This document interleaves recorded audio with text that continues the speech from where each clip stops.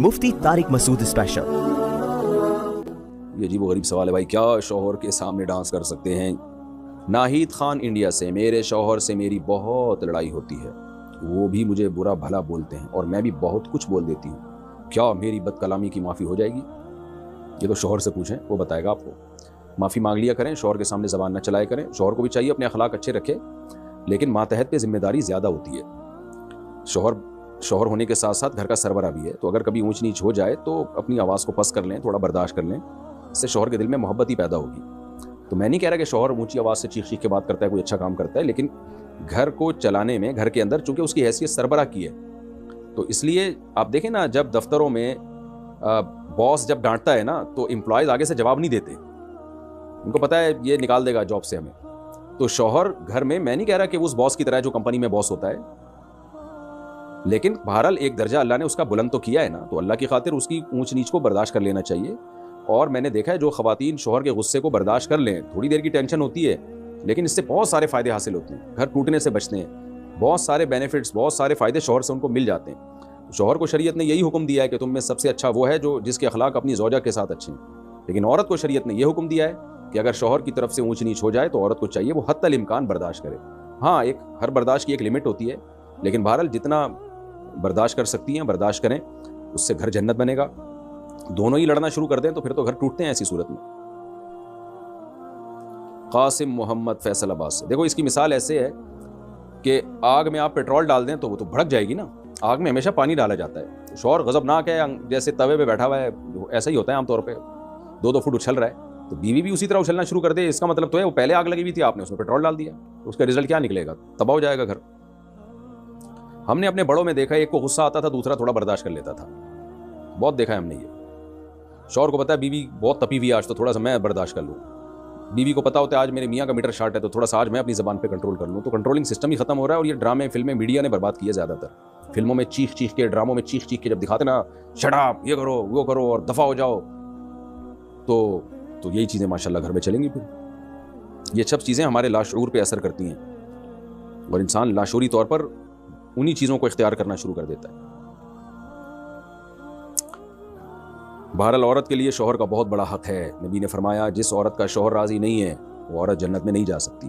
और ये उस शौहर के बारे में जो बेसिक हुकूक पूरे कर रहा हो, बेसिक हुकूक, ऊंच नीच थोड़ी बहुत हर घर में होती है। अच्छा भाई, रोज़िया बी म्यांमार से, यानी बर्मा से, इन्होंने सवाल पूछा, क्या लड़कियां अपने बालों को मशीन से सीधा कर सकती हैं? जी बिल्कुल सीधा कर सकती हैं, कोई हरज नहीं है इसमें। जिनके सीधे बाल हैं वो मशीन से टेढ़ा भी कर सकती हैं। अजीब फैशन है, जिनके ख़वातीन के सीधे बाल होते हैं वो मशीन के ज़रिए उनको घुंघरियाले बना रही होती हैं, जिनके घुंघरियाले होते हैं वो सीधा कर रही होती हैं उन बालों को। खैर जैसे अच्छा लगे। मुंबई इंडिया से, मैं अपनी खाला की बेटी को पसंद करता हूँ और वो भी मुझे पसंद करती है, क्या हम दोनों व्हाट्सएप पर बात कर सकते हैं? शरीयत में इसका क्या हुक्म है? अगर पसंद ना करते होते ना तो कोई ज़रूरत की बात की गुंजाइश होती, चूँकि पसंद करते हैं इसलिए बिल्कुल गुंजाइश नहीं बातचीत करने की।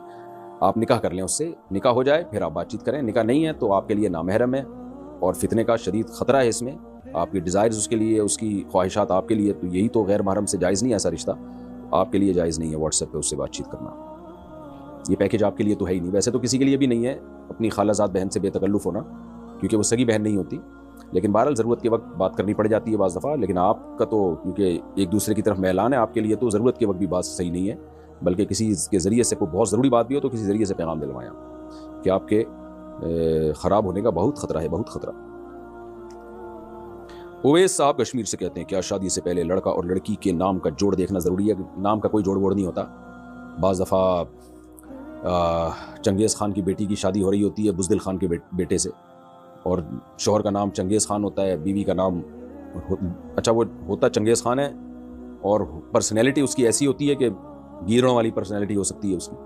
तो नाम से को ज़्यादा वो लिफ्ट ना कराया करें, और ये जो नामों के जोड़ निकाल के देख रहे होते हैं, ये शादी इसकी मैचिंग की है, ये सब बेकार बातें हैं, तवहुम परस्ती है, जिससे नबी सल्लल्लाहु अलैहि वसल्लम ने रोका है। मुझे याद है पुराने दौर में एक दफ़ा मैं कहीं किसी के पास बैठा हुआ था, वो जाली पीर था, मुझे नहीं पता था, तो एक शख्स आया कि जी मेरी बेटी ससुराल में बहुत परेशान है, तो बहुत जुल्म कर रहा है मेरा दामाद। तो इस जाली पीर ने कहा कि तुम्हें मैंने बताया था कि दोनों के पत्थर मिलते नहीं हैं, उसके पत्थर अलग है, इसका पत्थर अलग है, पता नहीं क्या निकाला हुआ था, तो मैंने तो पहले ही कह दिया था ये जोड़ की शादी नहीं है। तो ये फेंकू होते हैं, बहुत से घरों में लड़ाइयाँ होती हैं, बहुत से घरों में नहीं होती, इसका पत्थर से कोई ताल्लुक़ नहीं है। तो वो आदमी ऐसा अक़ीदत में पागल हुआ जा रहा था ना उस पीर के, کہ یار پیر صاحب نے تو بتایا تھا کہ پتھر دونوں کے میچ نہیں کرتے. تو پیر صاحب پھینکو تھا ایک نمبر کا, اور اپنی بیوی کمبخت کی لڑکے گئی ہوئی تھی. تو ایسے لوگوں کی نا اکثر یہی ہوتا ہے, اپنی بیویاں لڑکے گئی ہوئی ہوتی ہیں. تو یہ جہالت کی چیزیں ہیں جس کو اسلام نے ختم کیا ہے. تبھی تو ہمیں بتایا گیا کہ جو کاہن کے پاس آئے, نجومی کے پاس آئے, جو اس طرح کی باتیں کرتے ہیں ستاروں اتاروں کی, تو اس نے اللہ اور اس کے رسول صلی اللہ علیہ وسلم کا انکار کیا, قرآن کا انکار کیا. حدیث کا مفہوم پیش کر رہا ہوں اپنے الفاظ میں, کیونکہ قرآن کہتا ہے غیب کا علم اللہ کے سوا کسی کو نہیں ہے. تو پتھروں سے کچھ نہیں پتہ چلتا, نہ ناموں سے پتہ چلتا ہے کہ یہ جوڑ ہے یا بے جوڑ ہے, عادتوں سے پتہ چلتا ہے, خاندان سے پتہ چلتا ہے. لہذا عادت کو, خاندان کو, فیملی کو, ان چیزوں کو فوکس کرنا چاہیے کہ خاندانی لوگ ہیں یا نہیں ہیں. خاندانی کی غیر خاندانی میں شادی ہو جائے تو بھی عذاب ہے, غیر خاندانی کی غیر خاندانی میں ہو جائے پھر چل جاتا ہے. دونوں ایک ہی جیسے ہوتے ہیں, دونوں ایک نمبر کے بدتمیز ہوتے ہیں تو گاڑی چل جاتی ہے. مسئلہ یہ بھی ہوتا ہے ایک اچھے خاندان کا اور ایک جو ہے وہ عجیب سے لوگ ہوں, تو پھر مسائل کھڑے ہوتے ہیں, وہ ایڈجسٹمنٹ ہی نہیں ہوتی. اچھا میرے بھائی, یہ عجیب و غریب سوال ہے بھائی, کیا شوہر کے سامنے ڈانس کر سکتے ہیں؟ دیکھو میاں بیوی کا آپس میں کوئی پردہ نہیں ہے, ایک دوسرے سے جس طرح سے چاہیں لطف اندوز ہو سکتے ہیں. شریعت نے کچھ پابندیاں لگائی ہیں میاں بیوی پہ, وہ بہت دفعہ میں بتا چکا ہوں, وہ شریعت سے ثابت ہیں اور وہ اجماعی مسائل ہیں, ان کو دوبارہ تذکرہ کرنے کی ضرورت نہیں ہے. تو جب میاں بیوی ایک دوسرے سے ہر طرح سے لطف اندوز ہو سکتے ہیں تو میاں بیوی کا معاملہ ہے, جو چاہیں کریں بھائی. بعض علماء اسے ناجائز کہتے ہیں بیوی کا شوہر کے سامنے ڈانس کرنا, لیکن اس کے ناجائز ہونے کی کوئی دلیل نہیں ہے. تو بعض بڑے متدین علماء سے میں نے یہ مسئلہ سنا ہے, وہ کہتے ہیں کہ اس کے ناجائز ہونے کی کوئی دلیل نہیں ہے. تو بعض دفعہ ٹھیک ہے, جو علماء ہیں, مشائخ ہیں, ان کا ایک مقام ہوتا ہے, مرتبہ ہوتا ہے, ان کو اپنی بیوی پہ بھی یہ چیز پسند نہیں ہے کہ وہ ہمارے سامنے ڈانس کرے. لیکن یہ کہ ظاہر ہے شریعت پر آپ اپنے مزاج کو نہیں داخل کر سکتے. ایک حیا ہونا ایک الگ چیز ہے, میاں بیوی کے مزاج میں حیا غالب ہو تو حیا تو جتنی زیادہ ہو شریعت اس کو پروموٹ کرتی ہے. لیکن شریعت نے ہمیں یہ بھی بتایا ہے کہ میاں بیوی کا ایک دوسرے سے پردہ نہیں ہے, وہ ایک دوسرے سے کسی بھی طرح سے جائز حدود کے اندر لطف اندوز ہو سکتے ہیں. تو اس عمل کے ناجائز ہونے کی کوئی دلیل نہیں ہے. باقی کسی کی طبیعت میں حیا کا بہت زیادہ غلبہ ہو تو اچھی بات ہے, حیا جتنی زیادہ ہو اتنا اچھا ہے بھائی. حسان امیتھی, قضا نماز میں کتنی رکعتیں پڑھنی چاہیے؟ 5 قضا نمازیں پڑھنے کا صحیح طریقہ بتا دے. بھائی قضا نماز میں اتنی ہی پڑھنی چاہیے جتنی ادا نماز میں, البتہ سنت موقدہ چھوڑ دیں, صرف فرض پڑھیں اور وتر بھی پڑھیں کیونکہ وہ واجب ہے, حدیث سے اس کا لازم ہونا ثابت ہے. ان اللہ زادکم صلاۃ الا وہی الوتر, صحیح حدیث ہے. اللہ نے ایک اور نماز کا اضافہ کر دیا, وہ وتر ہے. من لم یوتر فلیس منا, جو وتر نہیں پڑھتا وہ ہم میں سے نہیں ہے. تو اس لیے دو رکعت فجر کی, ہاں جو نمازیں سفر میں قضا ہوئی ہیں اگر ان کو آپ اپنے مقام پہ پڑھیں گے تو وہ 2 رکعتیں ہی رہیں گی, وہ 4 نہیں ہو جائیں گی. اور جو نمازیں آپ کی مقام پہ قضا ہوئی ہیں وہ اگر سفر میں قضا پڑھیں گے تو 4 رکعتیں ہی پڑھیں گے آپ اس میں. مرچی کا پودا لگانا کیسا ہے, اور شریعت میں کیکٹس کا پودا لگانے میں کوئی برائی تو نہیں؟ کیکٹس میں نے نیٹ پہ دیکھا تو کانٹوں دار ایک پودا ہے, تو کوئی برائی نہیں بھائی. ہاں کسی کو کانٹے چبونے کی نیت سے لگائیں تو ایک الگ بات ہے, پودا کوئی بھی لگایا جا سکتا ہے. باقی مرچی کا پودا لگانا اگر غلط ہے تو میرا تو کھانے کا ٹیسٹ ہی ختم کر دیا آپ نے. کھانے میں تو ہری مرچیں بہت کھاتا ہوں بھائی, جب دعوت میں جاتا ہوں لوگ میرے سامنے ہری مرچیں لا کے رکھ دیتے ہیں, اور سالن میں پکی ہوئی ہری مرچیں الگ سے میں تلاش کر رہا ہوں, ان میں زیادہ ٹیسٹ ہوتا ہے. تو اگر پودا لگانا ہی ناجائز ہو گیا تو ہماری آپ نے زندگی کی خوشیاں چھین لی میرے بھائی. تو جائز ہے, کوئی حرج نہیں. میرا خیال ہے آپ کا مقصد یہ ہے کہ شاید کھیتوں میں تو صحیح ہو, گھر کے اندر مرچی کا پودا لگائیں گے تو ایسا نہ ہو سب کو مرچیں لگ جائیں. پودا لگانے سے مرچیں نہیں لگتی, مرچ کھانے سے مرچیں لگتی ہیں. تو اگر کوئی میری طرح کچی مرچیں کھانا شروع کر دے اور اس کو عادت نہ ہو, میری طرح عادت نہ ہو, تو پھر اس کو مرچیں لگیں گی اور پھر وہ ٹینشن دے گا. تو مرچ کا پودا لگائیں, آرگینک چیزیں کھائیں, لیکن جس کو مرچوں کی عادت نہیں ہے اس کو اچانک ہری مرچ کچی نہ کھلا دیں آپ, تو اس سے پھر اس کو مرچیں لگیں گی اور پھر وہ دوسروں کو بھی مرچیں لگائے گا. اچھا میرے بھائی, نائٹس کمپنی میں جاب کرنا حلال ہے یا حرام؟ نائٹس یہ کیا ہے بھائی؟ نائٹ شفٹ شاید مراد ہوگا, یعنی نائٹ ڈیوٹی جو کرتے ہیں. جائز ہے, کام حلال ہے تو جائز ہے. جاوید صاحب دہلی سے, انڈیا سے, میں جیسے ہی استنجا کرتا ہوں تو فوراً پیشاب کا قطرہ آ جاتا ہے, پھر دوبارہ استنجا کرنے کے بعد بھی ہلکا پھلکا قطرہ آ جاتا ہے, تو میں اس صورت میں کیا کروں, کیا نماز ادا ہو جائے گی؟ دیکھیں میرا ایک کلپ موجود ہے تفصیل سے, وہ آپ دیکھ لیں کہ جن کو بار بار پیشاب کا قطرہ آتا ہو وہ وضو کیسے کریں. نیٹ پہ لکھیں گے نا, یہ آ جائے گا, میرا نام لکھ کے سرچ کریں گے آ جائے گا, وہ کلپ آپ دوبارہ دیکھ لیں. محمد سہیل انڈیا سے, شیئر مارکیٹ میں پیسہ لگانا جائز ہے یا نہیں؟ جائز ہے, اس شرط کے ساتھ کہ جس کمپنی کے شیئر آپ خرید رہے ہیں وہ کمپنی جائز چیزوں کو خریدتی اور بیچتی ہو. جیسے شراب کی کمپنی ہے, اس کے شیئر خریدنا جائز نہیں ہے. سودی بینکوں کی کمپنی کے شیئر خریدنا جائز نہیں ہے. تو اس طرح کی کوئی بھی کمپنی جن کا کام ہی حرام ہے ان کے شیئر خریدنا جائز نہیں ہے، باقی ان کے جائز ہے۔ اچھا، اس میں ایک بات یہ بھی ہے، بعض کمپنیاں جب وجود میں آتی ہیں تو ان کے پاس ایسٹس نہیں ہوتے، صرف لوگوں کی رقمیں ابھی جمع ہوئی ہوتی ہیں، تو ایسی کمپنی کا اگر شیئر خریدا تو پھر اس فیس ویلیو پہ تو آپ بیچ سکتے ہیں، پروفٹ کے ساتھ نہیں بیچ سکتے، کیونکہ اس شیئر کے پیچھے، اس حصے کے پیچھے کوئی ایسٹ ہوتے نہیں ہیں، صرف رقم ہی ہوتی ہے۔ تو وہ شیئر بیچنا اصل میں وہ رقم کو رقم کے بدلے میں بیچنا کہلائے گا، اور شریعت کا حکم یہ ہے کہ جب آپ کرنسی کو اسی جنس کی کرنسی میں بیچیں، جیسے پاکستانی روپیے کو پاکستانی روپے میں بیچیں، ڈالر کو ڈالر کے بدلے میں، تو برابری ضروری ہے، پھر اس میں کمی بیشی جائز نہیں ہے۔ اور اگر اس کمپنی کے ایسٹس ہیں، جیسے عام طور پہ کمپنیوں کے ہوتے ہیں، وجود میں آ گئی ہے، اس کے پیچھے یعنی کچھ چیزوں کی خرید و فروخت کر رہی ہے، پھر شیئر کو آپ نفع اور نقصان پہ بیچ سکتے ہیں، لیکن شیئر پہ قبضہ ہونے کے بعد، یعنی وہ آپ کے نام ٹرانسفر ہو جائے، اور اس میں بھی اسپاٹ سیل ہوگا، اس میں آپ فیوچر سیل، فارورڈ سیل یہ جائز نہیں ہے۔ کیا بغیر وضو کے موبائل میں قرآن شریف پڑھ سکتے ہیں؟ جی۔ اظہر صاحب عمر کوٹ سے، کیا امام کے پیچھے سمیع اللہ لمن حمیدہ کہہ سکتے ہیں؟ کسی نے کہہ دیا تو گناہ نہیں ہے، لیکن خلاف سنت ہے۔ امام کہے گا سمیع اللہ لمن حمیدہ، آپ صرف یہ کہیں گے ربنا لک الحمد یا ربنا لک الحمد حمدا کثیرا طیبا مبارکا فی، یہ بھی کہہ سکتے ہیں۔ زوجہ منصور، کیا بخاری شریف کو حیض یا نفاس کی حالت میں پڑھا یا ہاتھ لگایا جا سکتا ہے؟ جی جا سکتا ہے۔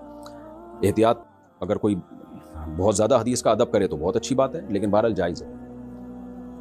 کیا حافظ قرآن پینٹ شرٹ پہن سکتا ہے؟ آج کل تو مارکیٹ میں بہت، ہمارے بچپن میں ایک حافظ قرآن تھا، پہلے رواج ہی نہیں تھا کوئی حافظ قرآن پینٹ بھی پہنے، وہ اسنوکر کھیلتا، ڈبو کھیلتا اور پھر پینٹ شرٹ بھی پہنتا، تو اس کو لوگ ڈسکو ملا کہتے تھے۔ تو دیکھیں، علماء کا لباس ہمیشہ سے ڈھیلا ڈھالا رہا ہے۔ سعودی عرب میں آپ جائیں، وہاں کے علماء جبہ پہنتے ہیں، مسقط کے علماء ایک خاص قسم کی عبایا جبہ ہے، بڑا خوبصورت ہوتا ہے، قطر میں، پوری دنیا میں ایسے ہی ہے۔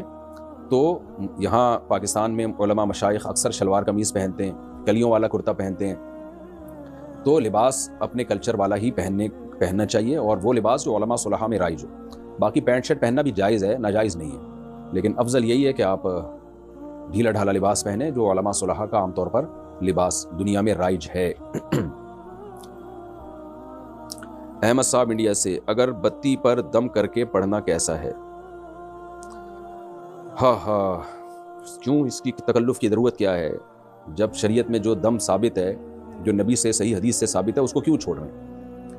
نبی صلی اللہ علیہ وسلم رات کو سونے سے پہلے تینوں قل پڑھ کے ہاتھ پہ پھونک مار کے اپنی باڈی پہ دم کیا کرتے تھے، بس اتنا کافی ہے۔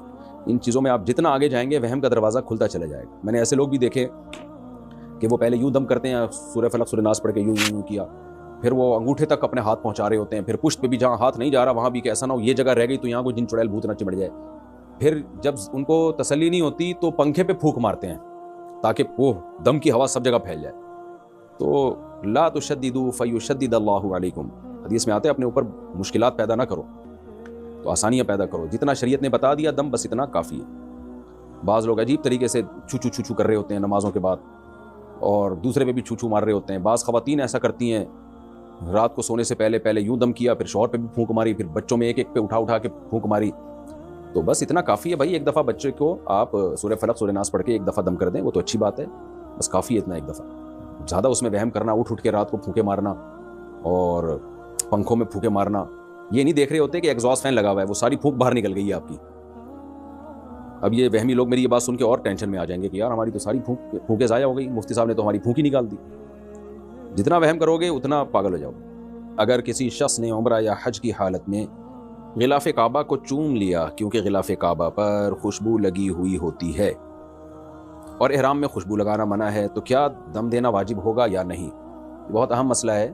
لوگ احرام کی حالت میں حجر اسود کا بوسہ بھی لے رہے ہوتے ہیں، اور بعض دفعہ غلاف کعبہ پر خوشبو لگی ہوئی ہوتی ہے، اس کو چوم لیتے ہیں۔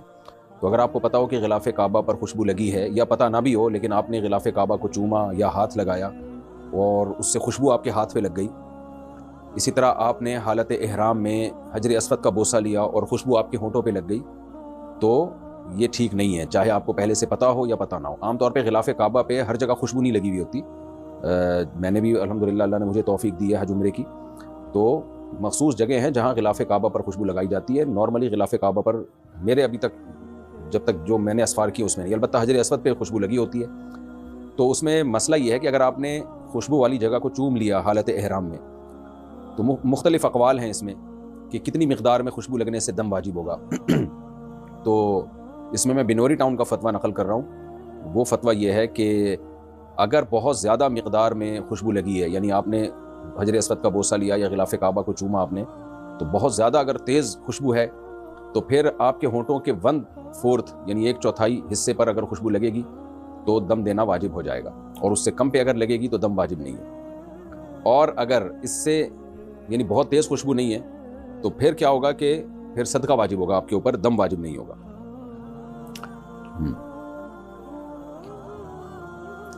اگلا سوال ہے جی، اچھا صدقے سے کیا مراد ہے؟ صدقہ فطر. صدقہ فطر کا مطلب 2.25 کلو گندم، اور بعض علماء کے نزدیک 2.25 کلو گندم کی قیمت. تو خلاصہ کیا نکلا کہ اگر 1/3 عضو پر خوشبو لگ جائے، تیز خوشبو، 1/4 عضو پر تیز خوشبو لگ جائے تو دم واجب ہوگا. اگر 1/3 عضو سے کم پہ تیز خوشبو لگی ہے تو دم واجب نہیں ہے. اور اگر خوشبو ہلکی ہے، عام طور پر میرا خیال ہے ہلکی خوشبو ہی ہوتی ہے، ایسی نہیں ہوتی کہ آپ نے حجر اسود کو بوسہ دیا تو آپ کے ہونٹ سے بہت تیز خوشبو آنے لگے. تو پھر پورے ہونٹوں پہ جب تک وہ نہیں لگے گی اس وقت تک دم واجب نہیں ہوگا، یا پورے ہاتھ پہ جب تک نہیں لگے گی دم واجب نہیں ہوگا. تو ایسی صورت میں صدقہ واجب ہے. صدقہ کا مطلب 2.25 کلو گندم یا 4.5 کلو کھجور وغیرہ کے بقدر جو ہے آپ ریال صدقہ کر دیں.